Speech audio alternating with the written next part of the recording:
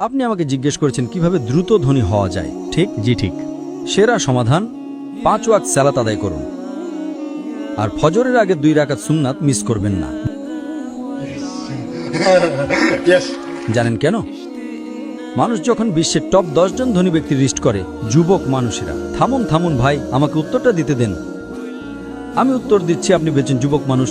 যুবক মানুষেরা, আমি উত্তর দিচ্ছি। আপনি জানেন শীর্ষ 10 জন ধনী ব্যক্তির তালিকায় 4 নম্বরে বিল গেটস, 2 নম্বরে জেফ বেজস, তো 3 নম্বরে জেফ বেজস, 2 নম্বরে এলন মাস্ক, 1 নম্বরে কে? একজন মুসলিম যে ফজরের সালাত এবং সুন্নাত আদায় করে, সে এদের চেয়েও ধনী।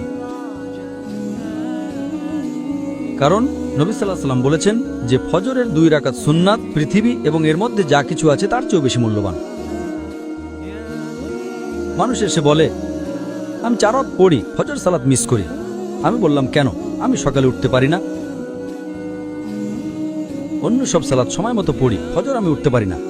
তো আমি তাকে বললাম, আপনি তো একজন ব্যবসায়ী, ধরুন আমি আপনাকে বললাম কাল সকাল ভোরে 5টায় একটা ব্যবসার ডিল আছে যেখানে আপনি $1 মিলিয়ন পাবেন।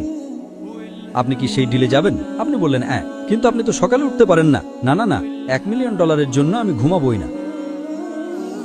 তাহলে $1 মিলিয়ন জন্য আপনি ঘুমান না, কিন্তু 2 রাকাত সুন্নাত যা পৃথিবী এবং এর মধ্যে যা কিছু আছে তার চেয়েও দামি, তার জন্য উঠতে পারেন না? ফজরের সালাতের মূল্য কত ভাবুন। সমস্যা হলো আমরা হাদিস শুনি কিন্তু বিশ্বাস করি না, কোরআন পড়ি কিন্তু বিশ্বাস করি না। আল্লাহ বলেছেন, তাই আমি বলি আমি কখনোই আমার ফজর মিস করব না, এমনকি আমার সুন্নাতও মিস করব না। কেউ আমাকে $1 মিলিয়ন দিলেও না। হ্যাঁ, সুন্নাত পড়া ফরজ নয়। আপনাকে যেটা বুঝতে হবে, যদি আপনি সত্যিই বিশ্বাস করেন, আপনি কি জানেন সেরা ব্যবসা কোনটা?